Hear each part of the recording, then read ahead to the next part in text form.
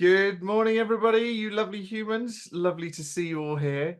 Thanks so much for all the Santa hat love. This is our final webinar before the end of the year. So thanks so much for coming. For anybody that is wanting to write messages in the chat, look at the little blue drop-down box where it says hosts and panelists and change that to everyone. And then everyone will be able to see your comments. I want to see in that. Oh, wow, look at that. Somebody's calling in from Cape Town. We've got Manchester, Brighton, Lincolnshire, Preston. It looks like it's raining almost exclusively everywhere. But I want to know who's in a Christmas jumper or hat, who's already had a mince pie this morning, and who has totally given up on work for this year, because I know I have pretty much. But let's get going. Today, our guests, we have Mark Smith and his partner, Martin Coyle. They run a company called the Smiling CFO. Mark is a member of the Birmingham Marketing Meetup community, which is where we met. And he did one of my favorite talks. I don't know if it was this year or last year. It was a little while ago now. And I thought it was going to be really dull. He doesn't know this because the category, the talk was called Category Entry Points. And I thought, wow, that's going to be exciting. And it actually turned out to be a brilliant talk and genuinely one of my favorites. Mark has run his own consultancy for years, and he was the brand manager at Molson Coors and VP of marketing at Pelican Brands. And then Martin, his partner, was the marketing director at Molson Coors in the UK, and then moved to be CMO in Canada. And then the two of them have joined forces to create the Smiling CFO. They're going to give a short presentation today, and then we're going to have Q&A afterwards. And their talk is going to be on all things marketing budget, how to maximize this with your team and finance departments. And then they're going to move into the world of mental and physical availability, which I know is going to be super interesting stuff. And hopefully this is going to be some marketing strategies and frameworks that you can use for your own use. Both of them have brains the size of fridges, and so this is going to be a great opportunity for you to tap into their experience and ask lots of questions. So anybody that's been here before, you'll know that the way we work is we have a Q&A. We have the chatting away as you are now, and then we have the Q&A section, which is where I'll take the questions from. And if you see a good question in there, but you don't have one, then use the little thumbs up button to get that upvoted, and we'll answer those ones first. As always, as you know, we have sponsors that look after us at the Marketing Meetup and allow us to keep these sessions free. And so I just wanted to talk about Exclaimer today. Hands up if you've entered their competition to win one of their hampers yet. Exclaimer have got a service that turbocharges email signatures and turns them into effective marketing channels. And they were like, "Oh, what can we do for the community at Christmas?" And they were like, "Maybe we could like give away a hamper." I was like, "Cool, I'm sure people will like that." The quiz takes about 30 seconds to do. They're not going to use your email address for everything for anything. And they're also sending out a 2024 growth strategy white paper for anybody that enters the competition. It's an absolute no-brainer. I sent the link this morning. I'll send it again after this session. But really, I just wanted to say a massive thanks to Exclaimer for looking after us this year and supporting what we do. We also have Klaviyo, Braze, Impression, Storyblock, Cambridge Marketing College, and Redgate Software. These are all our partners. They're all amazing. And as this is our last week, I'd really encourage you to just, the links that I send, just go and drop them a note just to say thank you so much for, allowing these sessions to happen, because that's the only way these things can work. But yeah, we've got plenty of people joining the call now, which is cool. So I think I'm going to hand over, rather than me waffling on, I'll hand over to Mark and Martin, and you can fill our brains with marketing goodness. Over to you. Okay. Thank you very much, James, for that very good introduction. I am Mark Smith, and this is my business partner, Martin Coyle. I won't go too much into the introduction because I think he did a great job there. But I've been working in brands marketing for 23 years. and I joined Smiling CFO last year. Sorry, mate, you got an echo. I think we need to just shut that down. Is there an echo coming through? Sounds all right here, but we had a slight echo coming through, so we fixed that bit. That's still coming through. Hang on 1 second. I think we're swiftly dispelling the brains the size of size of fridges piece, aren't we, in our first 30 seconds? Something about really intelligent people, though, that just the basics, you know, yeah. Okay, the echo's gone now. Sorry, Mark. The echo's gone now, yeah. So I've worked in brands marketing for 23 years. I've worked on small brands, national brands, international brands. And last year, I joined Smiling CFO as a partner. So that's my introduction. And this is Martin. Yeah, morning, everyone. So yeah, I worked with Molson Coors most recently, so a global brewer. The point I wanted to say, really for the context of this presentation, is whilst I've worked on a portfolio of global brands, I've also worked alongside some amazing founders when we've acquired new businesses and then brought them into the organization. So I'm hoping that the perspective you get from me today is relevant for people looking after big brands, but also people who are looking after small challenger brands. Great. So I think what we'll do is we'll start sharing a screen and we'll get into the presentation.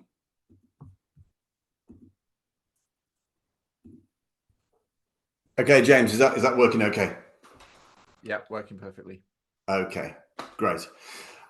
So what I want to do is I want to kick off with a game that comes with a prize. So my first question to everybody, and James, let us know if anybody can come up with this, but who remembers the game Catchphrase? Started in 1986, and I think there was a famous presenter. I think he went by the name of Roy Walker. So is anybody coming through to say that they remember that? Yeah, we've got lots of people in the chat. Okay. Lots of yeses. Brilliant. So basically you have to come up with a catchphrase based on saying what you see. And so what we're going to do is we're going to play this game, and we've got a great prize for you, which is a bar of dairy milk for the first 10 people who can guess the catchphrase that we're about to play. And if nobody guesses it, then anybody who's asks a lot of good, decent questions towards the end, then we'll send you a bar of dairy milk. So just get in contact with James. So here we go.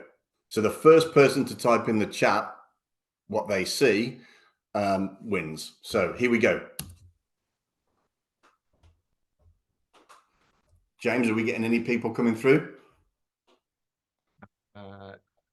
Yes, we are. First one, I think. So we've got doing a lot with a little, and it happened. Is that right? Is that the right answer? That is correct. And it happens to be Joe Royce, who I only saw a couple of days ago. So Joe, there's the first bar. Fantastic. Right. Well done. Congratulations. So the answer is obviously doing a lot with a little, and the clue, of course, was in the name of the series of these marketing meetup talks. So our specific brief was to take that sentiment and feed it through the lens of effective budgeting.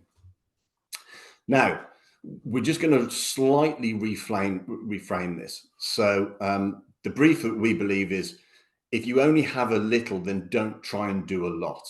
And as the great Roger Martin, author of the fabulous book Playing to Win, would say, confident companies do less. And anybody who has been on the Mark Ritson MBA courses, when he talks about objectives, he talks about great companies have a handful of objectives. Brilliant, truly great companies have one or two objectives. So being confident companies do less is a good thing. So in our talk, we hope to do 4 things. Number 1, give you a budgeting framework to guide you on the structure of your budget. Number 2, advocate that the fundamentals of mental and physical availability for the basis of a winning playbook form how best to invest your budget.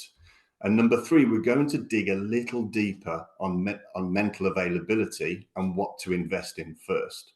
And then number 4, how to make some choices so that you can have confidence in doing less. Just hang on to that phrase, confidence in doing less, because that's quite important. But now I'm going to hand over to Martin. Thank you, Mark. So this is the first thing that we offer up today that hopefully you can take away. It's a budget framework that I used, but for those of you who are familiar with brilliant people like Mark Ritson, Grace Kite, Burnett and Field, Byron Sharp, you're going to recognize some of the contributions that come into this framework. So we've just taken what we believe to be the best pieces and put them together on one page in terms of a set of guidelines. And it is a set of guidelines. It's not intended to be a set of rules, and you'll need to flex it depending on your organization. But what I hope is that by using it, not only have you got something that then can be used across your teams, but also you can then be speaking to your finance partners with something that's very credible and very robust. So I'll walk you through each step. The first step being take a ZBB approach.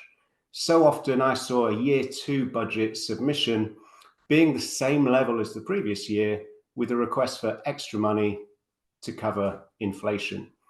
The principle of zero-based budgeting is, of course, that you start from zero every year, which is a necessity if you're a small business, and it's a revelation if you're a big business, because it forces you to take an honest review of what actually worked and what didn't.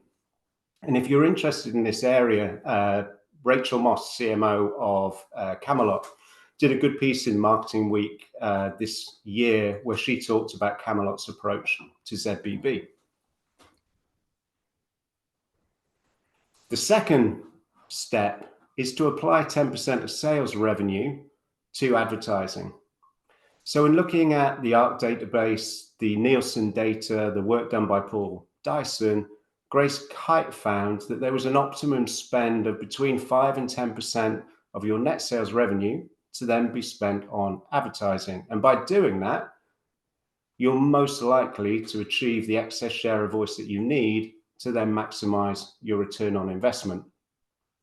And then, of course, Mark Ritson, being Mark Ritson, took that great work from Grace Kite and the groups that I mentioned, and then turned it into guidance as to how you bring a budget process to life in the same way as you cook great chips.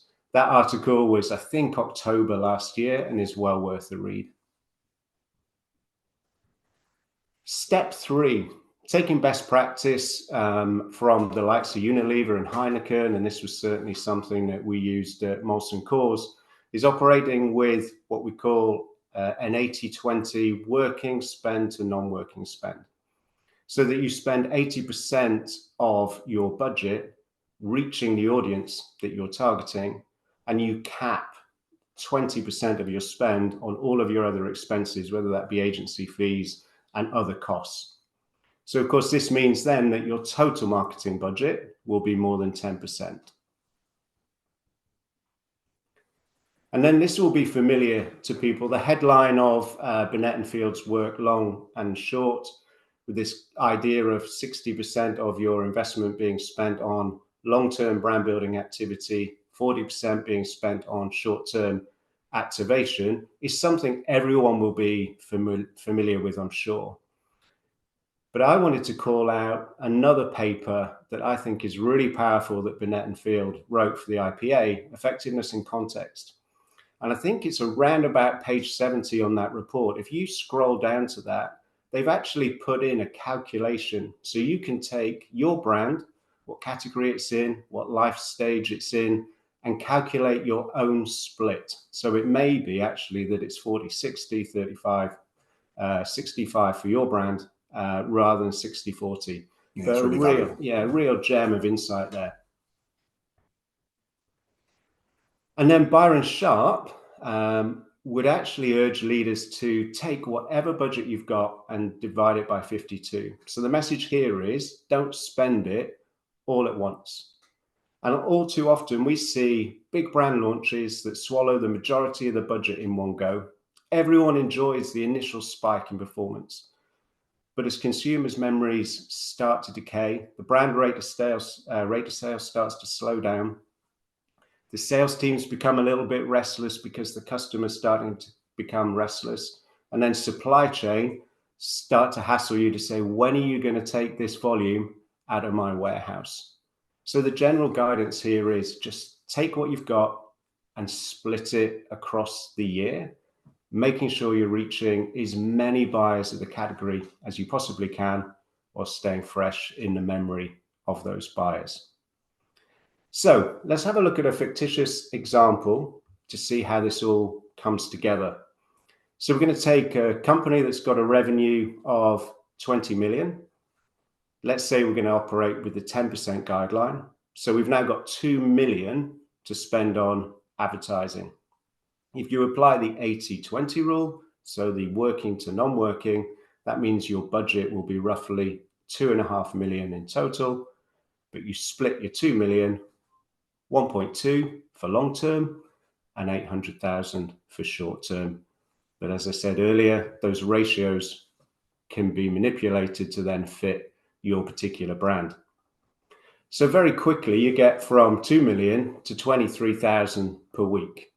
Now, clearly you don't just go, right, 23 every single week and there's no flex. The opportunity is to have flex. But if you suddenly start signing off activity that's 100 grand a week, then there's no way you can keep those memory networks fresh in the minds of buyers across a whole year. It just won't happen.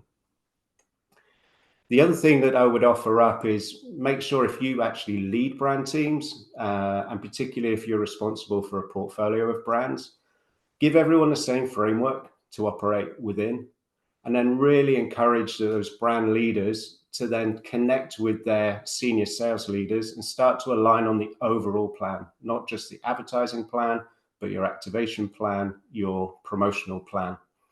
And then when you've got to a recommendation on a budget, and you'll probably need to step in once or twice just to help facilitate the final recommendation, only at that point cascade it down to the more junior members of your team. I think if you try and do it the other way around and you have bottom-up planning, you just end up wasting a lot of time. So give them the framework. You can give them complete empowerment if you want and sign off any budget that comes back, but I don't think that that's the reality of the world we operate in. So give them this guideline and then cascade it down through the organization. So in this first section, we just wanted to provide you with a framework that's credible, no matter what the size of your organization. I'm going to hand back to Mark now, who's going to start to explain why the fundamentals of mental and physical availability form the basis of budget optimization. Thanks, Martin. So I think Martin was telling us, don't do more with less, and focus on being as effective as you can be, as efficiently as possible. And luckily for us, there are some great minds guiding us along the way. Sometimes it can feel as though marketing theory is full of conflict, with headlines such as differentiation versus distinctiveness, to name just one example of the type of energy sapping headlines that we've been confronted with. You only have to open up LinkedIn for 30 seconds to find out how all these conflicts and confrontations are playing out. But the good news is that there is broad alignment that brands grow by building mental and physical availability. And if you go and have a look at the Ehrenberg Bass Institute website, you can see that there are a number of brands that sponsor that institute. And these brands believe in building mental and physical availability. Some of these brands include McDonald's, Coca-Cola, and Diageo. Now, I know for a lot of people on this call, they are not working for Coca-Cola, Diageo, etc., but the principles apply to everybody. Every company can take something from this. And so what is meant by physical and mental availability is that it is to be as easy to notice and buy as possible for as many buyers as possible across as many buying situations as possible. And so if we were to slightly reframe that for our talk today, it will be to be as easy to notice and buy as possible for as many buyers as you can afford to reach across as many buying situations as possible. And so what I want to do is I just want to tell you about a very quick story about a clumsy guy from Birmingham. That's me, by the way, about what happened to me last year. So one day last summer, I was staying in a hotel in London and I needed some breakfast. And so whilst navigating the collection of breakfast from the local Starbucks and various pieces of fruit, I was trying to be healthy at the time, I attempted a balancing act of said items through the hotel lobby and onward to my room. This was a brand new hotel, by the way. The coffee inevitably, as I'm trying to navigate opening the door, found the carpet, the wall, the doors in one drop. I completely destroyed a hallway of a brand new hotel. And it's quite remarkable just how far a Starbucks Grande Americano can spread. So mortified, I returned to reception to announce my avoidable mishap. With the raised eyebrows, the kind person told me, "Don't worry about it, we will deal with it." So I went off to Starbucks to get my coffee again. My body runs on coffee. Starbucks said it was on the house for my being an idiot. Their words, not mine. But it's important. This is not a story about Starbucks, and I'm coming on to the main thrust of this. I wanted to make it okay with the person at the hotel who was already looking very busy before I ruined their morning. So I thought Tesco for a treat would be the way to stay sorry. I had no idea what that treat would be, but it would be a chocolate of some sort, and so set in motion the work that the brilliant team at Cadbury do. Both physical and mental availability operating in unison. So first, mental availability. The recent communications from Cadbury ensuring the all-important category entry points of gift, saying sorry, wanting to please someone was now cemented in my mind. And so from a physical availability perspective, and Cadbury's are the masters at this, merchandise well to ensure that the dairy milk bar was easy to find. At the precise moment, no other option in my mind was even considered. A Cadbury chocolate bar, large of course, because the coffee did find the wall after all, was purchased, and a smile on the face of the person whose morning I had ruined. Great work, Cadbury. This is really great work. And this shows how mental and physical availability really do work in unison. I'm going to hand back to Martin. Thank you, Mark. So mental availability is the likelihood of a brand being thought of in a buying situation. And the job as marketeers is for us to increase the odds, the likelihood of our brand being thought of in as many buying situations as possible. So Mark talked about mental availability and physical availability. I'm going to just hone in a little bit more on mental availability. Now, for you to really get into the richness of mental availability, you need to understand the metrics that drive mental availability. So Mark plugged one book today, which is The Amazing Playing to Win. My contribution to this morning's book club is Jenny Romaniak's Better Brand Health. This has been on LinkedIn many, many times. You've seen it, you'll be familiar with it, but you have to read it. It's a must read. It really is a must read. And Mark and I have probably read it 20 times now. But it's a fantastic read, and certainly a book that I wish had been written when I was embarking on my brand management career. So I don't really have time to take you through that whole book, and I'm not going to be able to explain it as well as Jenny Romaniak, but I just want to give you a taster of it.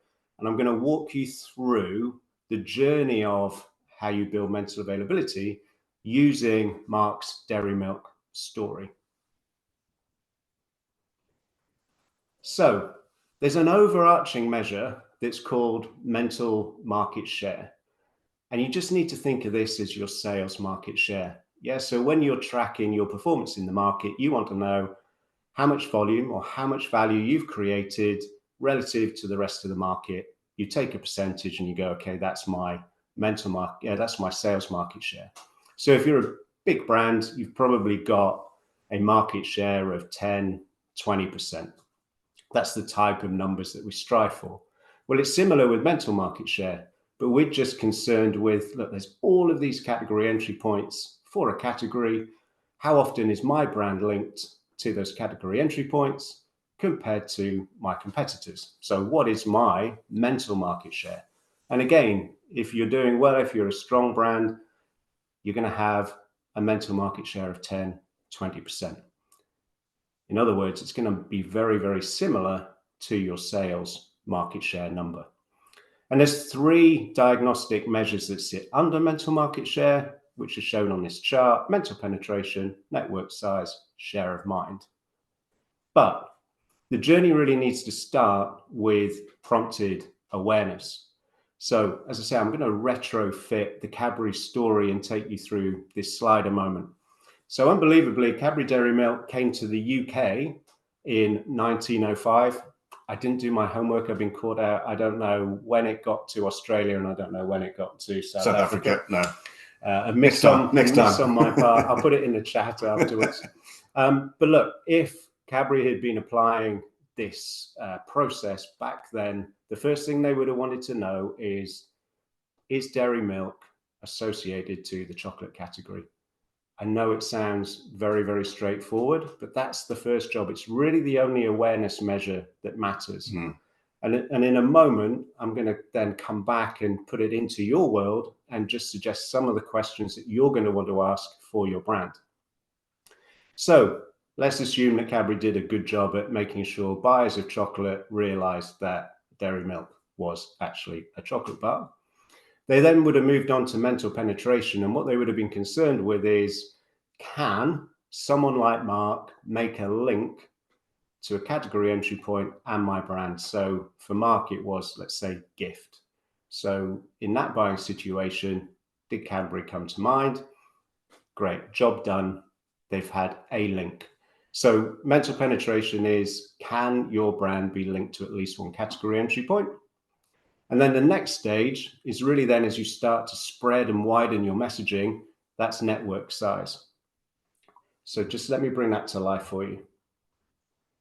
So on the left-hand side of this chart then are some examples of the category entry points and the links that were made to Cadbury Dairy Milk. So Mark talked about gift, saying I'm sorry, wanting to please someone, make them happy.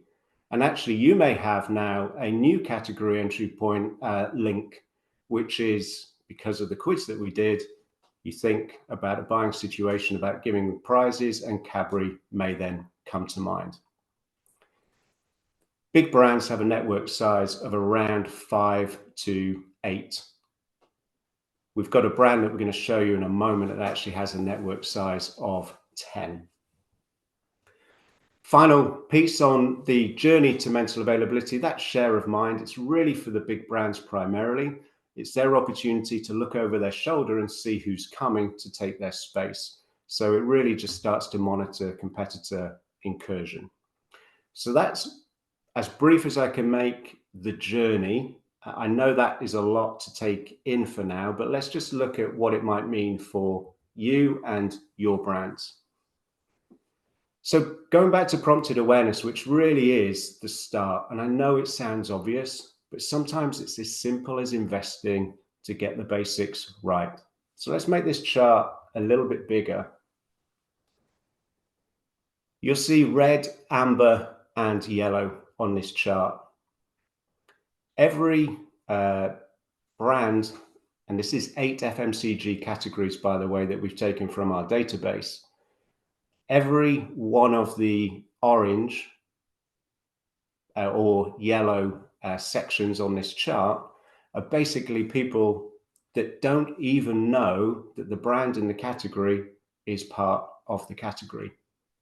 So we've shown them a logo in research and they still can't link that to the category that the brand owner is trying to operate within. And it's astonishing to see how many of those, that applies to how many of those brands. So if you think you might be one of those, in whichever category you're in, then this is where you invest. And frankly, don't invest too much more in your communication unless you know what your score is. So make sure you understand your prompted awareness score. The next one is then mental penetration. So remember, you've got people now who buy the category and they know you're part of the category, but can they then link your brand to one of those category entry points? Just one, that's all we're talking about. So same database that I showed you for prompted awareness, look at all of the brands that are underneath that orange line. All of those brands cannot be linked to a single category entry point for people who actively buy that category. It amazes us when we look at that, and that's not to sound critical of the brands that are operating, but again, just when you start to look at your data, and I should say this data is for people who buy the category but don't buy the brand. And so I think we spent. I think. Your screen has gone dark. I don't know whether you've we can't really Oh. see the chart anymore. I don't know whether there's Okay, on just the bear with show. us. Sorry, James. I don't know why that is. Yeah, everyone's saying the same. Oh, we've got a mix actually, a mix of people saying it's okay. And some. I'll tell you what, James. What we'll do is we'll again. stop sharing and then we'll start sharing again. So just tell me it hasn't been dark for the last 18 minutes. No, you've been fine. Don't worry. Chrome tab. A lot of people saying it's fine. So yeah, just crack on. Okay. There we go. That's working. Yeah, that's. Is that working now? Okay. So we've reset it. Okay. Thanks for calling that out. Cheers. Thank you. Yeah. So often we can be seduced, I think, by looking at data from people who already buy us. And what Jenny says in the book is you've got to look at who buys the category, and the richness comes from the people that don't necessarily buy your brand. And so this chart, this chart is basically then giving you visibility of all the brands that buy the category but don't buy the particular brand. And you can see that the majority of brands can't be linked to a particular category entry point. So if you think this sounds like you, then this is where you need to be allocating that precious budget to fix that problem. And then finally, in my examples, network size. So brands grow by building wider, fresher networks. Greggs have a network size of 10.8, which is the best out of all of the brands that we have in our database right now. Now, we haven't met the people at Greggs. We've shopped at Greggs frequently, but we haven't actually met them. So this is our view from afar. But when you look at their advertising campaign that says available everywhere, enjoyed anywhere, we got a hunch that they buy into the principles of mental and physical availability. And you've only got to look at the success of the brand overall to see that they understand how brands grow, and they're constantly building new memory cues for people who will be eating on the go. So in this section, I've tried to give you a sense of how you can start to build a picture of the brand's mental availability. And the important thing to note is this isn't a really expensive exercise.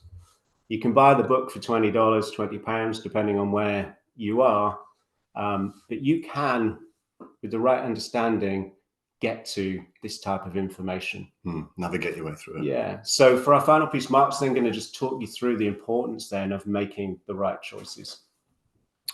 Thanks, Martin. So at this point, we've been attempting to show you how you can use mental availability as your guide for focus, and how to be confident in doing less. And again, we're calling that bit out. So to ensure that we've landed this point, we want to reference two themes that come from Adam Morgan's book, Eat the Big Fish. It's a great book. It's probably 20 years old now. It is. Whilst it was written with challenger brands in mind, it's clearly applicable to all brands. And so sacrifice most of what you want to do.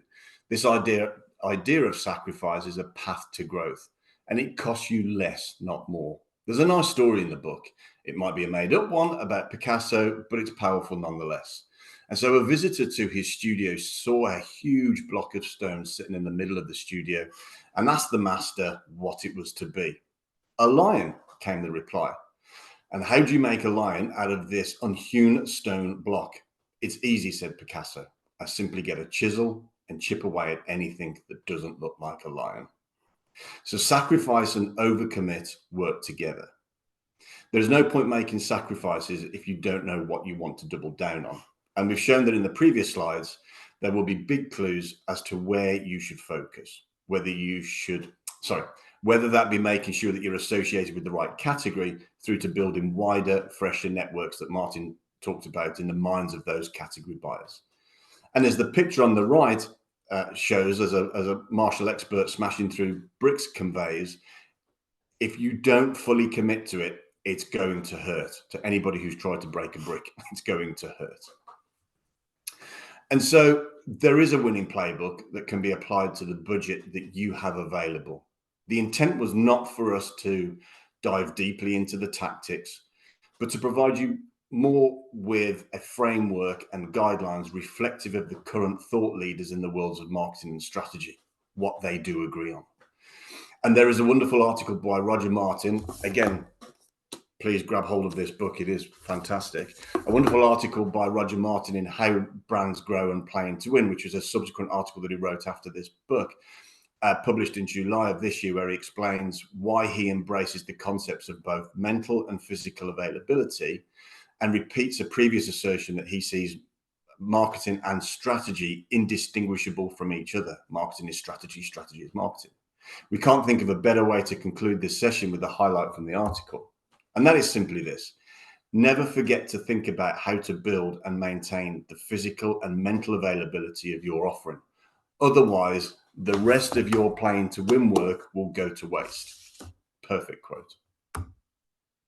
So let's end on a note of festive good cheer. There is a winning playbook that you can use, no matter how big, small your brand is. And so, Merry Christmas. That is us, and we would be delighted to answer any questions that you have. So we'll just stop sharing. Thank you, chaps. That was super There you go, James. interesting. It's one of those. I should get my Christmas hat back on. I was getting a bit sweaty in it, so going to keep it festive. So I've probably come from a different end of the scale for you guys. I haven't worked in, hundreds and hundreds of £1 million businesses. I've worked in smaller companies and worked for SMEs. And I think a lot of our audience, I saw some comments earlier on, sort of Rachel saying that she's got less than 2%, Emma got less than 1%, Grace got less than 2%. And actually thinking back to some of the brands I worked with, I don't think they even knew what percent they were spending on marketing. They were just given a budget. What would your advice be to somebody who, presumably you can work it out fairly easily once you know what the sort of sales revenue is and what you spent the previous year? If somebody is sat at the kind of 1% mark, what would be your advice, other than going, well, these two guys on the internet said I should spend 10% on the internet? Like, there's going to be a real challenge for somebody who's got 1 or 2% to get to 5 or 10%, because there's a big difference between 5 and 10%. Like, what would your advice be? I think the first thing, and I think even Les Burnett would say this when they're talking about their 60-40 allocation of budgets as well, is you're going to be on a certain life cycle, aren't you? And the first phase of growth for lots of brands will actually be driven predominantly through physical availability, whether that be digitally or in store. So I think you have that first phase. I mean, Sharps, which was, and Sharps Dunbar, which was part of the portfolio and a business that we acquired at Molson Coors, they had this really great 1, 10 and 100 mile strategy that became an additional part of a framework that they operated. So first of all, everyone within a mile of the brewery needed to understand what Sharps was, then 10 miles, then 100 miles. And that was the first phase, and you built your marketing investment to support that plan. So you've got to recognize, and we recognize, that there'll be a certain context and a certain geography that you're operating within. I would say that you shouldn't underestimate the value of the overall package that you're putting forward. So we're just talking about 10% being advertising, but there's obviously a number of different elements of the marketing budget. So I'd bear that in mind. But we'd also say that instinctively, 1%, 2% sounds incredibly low. And the reality, without using Mark Ritson's language around what the impact is for small brands if they continue not to be able to find ways to invest.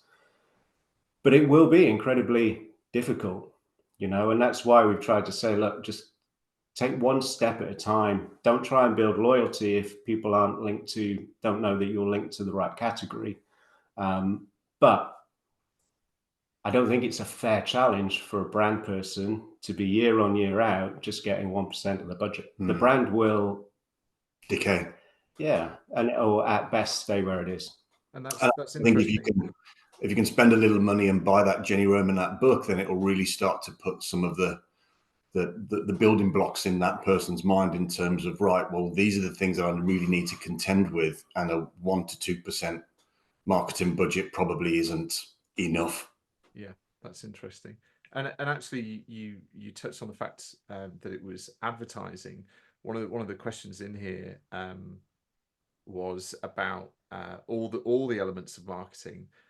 So that might be, you know, building the website. That might be, you know, an exhibition. Like, are you talking about 5 to 10% being purely on advertising, and or is that the whole? So 5 to 10 on advertising, but then recognizing that yes, there is other expenditure. And there was a recent survey done. I really can't remember who made this contribution, but I can fact check it and then come back and put it in the chat. But it's broadly saying that in B2C businesses, you've got something like 10 to 15% of revenue in total.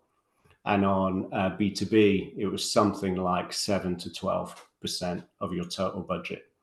Right. So I think that fits as well to the 5 to 10% advertising range, total budget somewhere between 7 and 15%, depending on the whether you're B2C or B2B. Yeah. So being slightly contrarian here, so thinking about our own business, the marketing meetup, Yeah. we haven't really spent anything on advertising, and have still managed to achieve growth. But a large part of what we do is about getting our message out there and communicating on, you know, building our LinkedIn profiles, you know, creating content to go onto YouTube, etc. Are there, you know, is it fair to say that like advertising doesn't have to be the thing, but actually it's more about the investment that's more important? I don't think advertising has to be the thing from day one, but at some point, advertising is going to have to be the thing. So as Marketing Meetup continues its incredible journey, if all the marketing data and gurus are to be believed, at some point for you to kick on to the next level, you're then going to need to allocate more on advertising. And so the great work that you do and Joe do, and through social channels, at some point, if you want to get bigger and global, you're going to have to extend your reach in some way.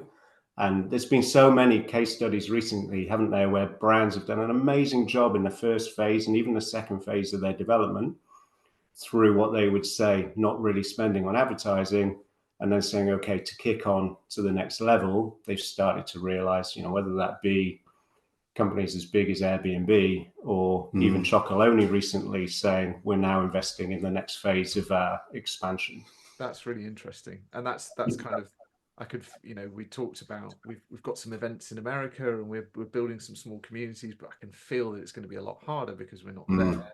Yeah. And therefore I can imagine that we'll have to spend money on advertising. So no, that's really interesting. Thank you for that. Alex has asked, how would you measure mental market share for B2B brand with a limited budget? Are there some basic tools that you would use to do that? Yeah, I think measuring mental market share, you know, so if you've got, as Martin was saying in the example, you would know what kind of sales market share that you have, and so market mental share you would expect to run in parallel with that. So that would be the number that you would expect to observe. To be able to measure mental market share, then you would need to do a mental availability assessment, and you would do some qualitative research, you do some quantitative research, and you would get into understanding the buying situations that exist for that particular category. And then you would start to measure how many of those category buyers can link those brands to that category. And so there is an assessment that you can go through to be able to achieve that. And that's what we would always recommend, because I think, you know, what you have to do is you have to start from the perspective of, well, you need to have this data to be able to kick on and make recommendations to the board or to the people who are signing off on marketing budgets in the future. And so a good start point would be to have the ability to measure mental market share. Yeah, no, that's cool. And actually, there was a webinar last week all on research. So if people wanting to know tools, tricks, approaches, that sort of thing for small right up to big, and then that'll be a useful. Her name's Dana. If you go look back on their previous webinars, that's really good. An anonymous person has said, and I love this one. Any tips on changing the? But we've always done that. Like we've always advertised in that magazine. Especially as there's no proof of success. Like how do you tackle that? Well, I think again, it will come down to understanding, what is your prompted awareness, what is your mental penetration, what is the network size, and it's about gathering the evidence for you to be able to say, yes, that is the right thing that we are doing, because we're seeing that mental penetration is growing or network size is growing. So therefore, you can probably make the assumption that what you have done is working, especially if those numbers are heading in the right direction. If those numbers are heading in the wrong direction, or it just intuitively, you look at the numbers and you've read the book that says, well, I should be scoring between 5 and 8, and you're scoring between 3 and 4, then you can probably start to make the hypothesis that maybe what we're doing isn't working. But I think you have to have the evidence to begin with to be able to put those building blocks in place to answer that question. It's not intuitively, I don't think we should do it. I think you just need some more evidence to be able to help you have that discussion. This is about collaboration with those finance people and your peers. It's evidence is always going to be the way through. Yeah, I've worked with somebody for a long time that's been advertising in a magazine for years and years and years, and it's an industry magazine that I'm pretty sure nobody reads. But it's almost that fear of missing out. These competitors will put, an advert in there, and he's like, no, I'll keep spending £1,000 a month on this advert, and I'm like, there's literally no evidence to, and I know there's anecdotally there's stuff that you have to do that you can't measure. But that's a big part of his budget, and it's one of those ongoing arguments. So I feel for whoever asked that question, it's a challenge to say that. Yeah. So we've got a question. The next one here is, how do you cost effectively define your category entry points? I guess this is slightly off topic, but yeah, I guess if you don't know what your category entry points are, how do you work that bit out? Well, there's a the way that we would do it is there is a piece of qualitative research that is done where we go and find people who buy the category. So are there people who buy chocolate? Yes, there are. Let's go and have a conversation with them and find out all of the buying situations that they would associate with that category. Now, the question is, how would you do that on a cost-effective basis? So we would do it from a qualitative perspective, and then we'd move into we'd move from qualitative into quantitative, and that's how we would do it. And so the question was, how would you do that cost effectively? And you would be amazed that if you can find some of your category buyers, some customers, and just start having just one-on-one conversations with them, you'll start to get some of them. Now, you won't be able to put numbers to them to say, right, well, this is the hierarchy of category entry points. This one is more important than this one.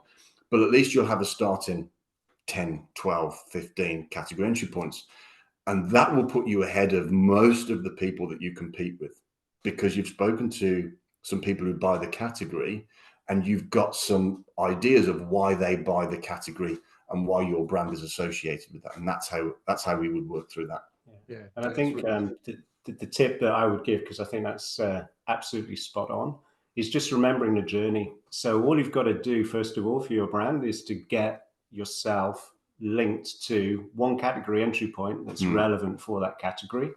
Understanding how important that category entry point is in the category, so you don't pick the 20th one, but you're somewhere up towards the top, is important. But if you can't do the full piece of work, just identifying one that you think your brand can be associated with is really powerful. And then all you've got to do is find 5 more. because that's your long-term play. I now need to be linked with 5 because I know big brands on average are linked to 5 to 8. So just take it one step at a time. And even if it's with friends and family over the Christmas period, and just say, right, you've all come to my house. I've just given you turkey. I've got some questions for you. It's a start. Yeah.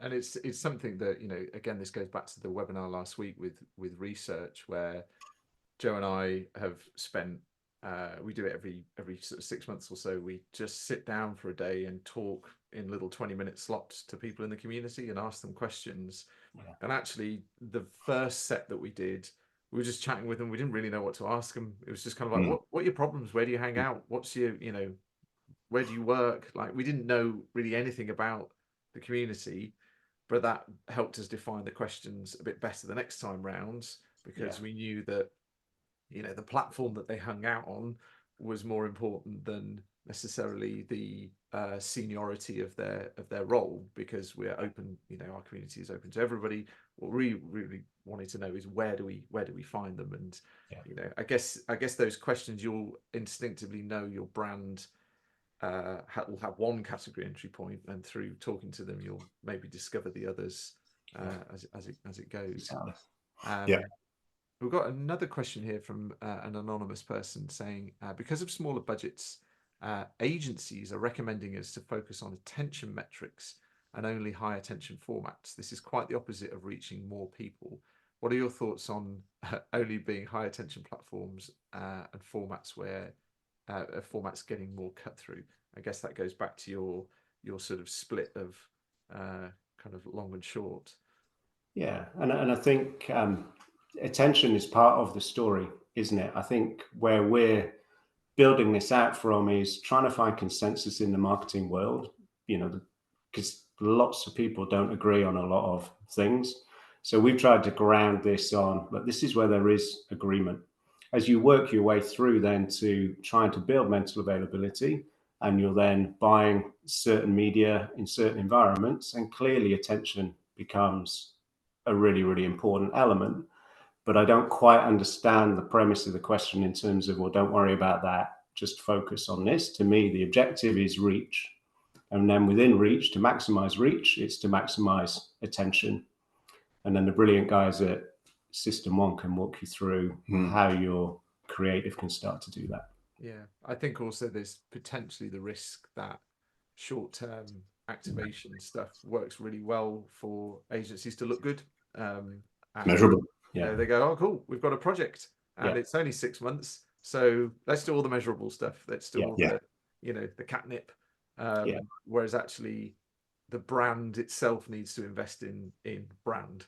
And because hopefully that brand is going to be around for a long time. And, you know, that's I guess that takes a more experienced sort of marketer to sort of turn around and go, no, actually that's, you know, it's important that we do the long-term stuff. And there's no better people, you know, if you went and read the Binet and Field long and short of it, that will really start to help. Yeah. And actually I heard Ritson the other day talking about how the long-term stuff is often as effective as the short-term activation in driving sales anyway. So sort of short-term sales, the long-term play is actually driving short-term revenue, which I think is really interesting. So we've got somebody here that says, I'm in a micro events company. My CEO is happy for me to try new things in marketing, but likes to see measurable results. This will be something that is quite common. So how can we measure our mental availability and see if it's improving? Yeah. So I think, to me, that just comes back to the metrics side of mental availability. So mental availability is a headline you can't measure, but then when you start to think about mental market share and the other metrics that sit below it, I think that's what then starts to be in your scorecard. So the CEO needs to align to, okay, that's a meaningful metric, which means that he needs to be on board, or they need to be on board with the concept of mental availability. But you'll need to then just break it down for them. And then, as Mark said in one of his examples, there are correlations that can then help guide you.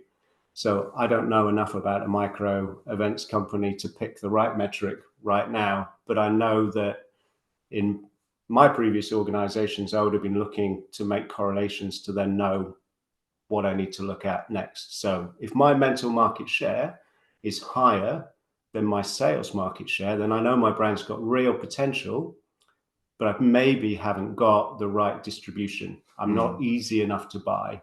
Whereas if my share of market is higher than my mental market share, then I've got my physical availability doing most of the heavy lifting, and I'm not spending enough, reaching enough people to then make sure I'm thought of in the right buying situations. So there's a number of correlations that you can use. But as I said, I don't really understand the micro experiential business enough to give a specific answer, but I'm happy to chat offline and give some thoughts. Yeah. Having that in that boardroom, I think I would just make a more general point to say, if you can think about 3 E's in the way you construct your argument and just go, where's the evidence? What's most effective? And I commit to spend it efficiently. In my experience, if I receive presentations that way, it lands really well. And when I've gone to try and get more money, it's also landed really well. I love that. That's Good tips. Yeah, my like next LinkedIn post. 3 E's. There you go. Stolen mobile network. Stolen from. Yeah, absolutely. And what I will do for people that are still on the call, I'll link to your LinkedIn's afterwards so that people can ask further questions, because there are still a bunch more questions on there. And on the budgeting bit that Martin did right at the beginning, we have got some LinkedIn posts and some blogs on our website that really start to go into a lot more detail. Cool. So that will start. I can link to stuff in the email afterwards. Fantastic. That'd be great. Cheers. There's a question here from Mark that references in his question about the best way to engage with a CFO. And we've had people talk about this before, but I think it's really important that if you're a creative and you're coming up against somebody who talks in numbers, like have you got any sort of advice for maybe a young or sort of mid-weight marketer who's trying to speak to somebody on the board and specifically the finance person? What's the sort of best way to approach that? I think you'll be perfect for this one. Yeah, I think my first tip would be, don't hit them cold with the creative. One, because there's nothing more nerve-wracking if you then go into a room and present creative that is just, you've nurtured to a point you're so proud of, and then you hit someone cold. You want a reaction that maybe doesn't get the reaction you want because you're presenting to people who are very analytical. So I would make sure that you've built an ongoing relationship with, whether it be your CFO or your finance partner. The second thing I would say is that actually, in my experience working with a number of CFOs, they love this stuff. They do like being involved in creativity, and they do understand more about branding than perhaps we think. But I think sometimes the way in which we present it is almost starting from the point that maybe they won't. So that's a good point. I think build the relationship with your finance partner, don't hit them cold, but don't assume that they don't want to engage. So yes, definitely deliver the evidence, tell them why you think it's going to work, but also play on the emotional side as well. Don't try and sell in your idea just with a rational argument. That's important, but allow the creativity to come through as well, and the belief. But don't overpromise would be my final bit. I heard so many presentations. This is the ad that performed the best in research that we've ever had. Find a really, really credible way of tracking it, testing it. I think it's great. More and more companies are using System 1 to then check their creative before they put it out in the world. So yeah, get that balance, build the relationship. Don't just go rational, but pick a decent data point, and then allow the CFO to have some sort of input. And frankly, if you don't want them to have input in the creative, why are you showing it? Don't show them. And this is why you're called the Smiling CFO as a company. So you Exactly. keeping these Here people to make happy. them smile. Yeah, That's brilliant. Well, thank you, chaps. Thank you so much for giving a brilliant presentation. I can send you all the questions afterwards that will give you LinkedIn content for days. This is our last session of the year. So massive thank you to everybody that has followed us this year and been involved in the community. It's been an absolute joy. We're going to get Joe back in the new year as well, so everybody's looking forward to seeing Mr. Glover back on screen. And all I'd say to sort of finish off is please do go and thank the sponsors that have helped this thing happen. And I'll follow up in the email later on this afternoon. And yeah, with all the links that you chaps have very kindly shared with us. But just leaves me to say, have a wonderful Christmas. Go get your Christmas hats on, get the eggnog out, and enjoy yourselves. And we'll see you next year. Catch you later, guys.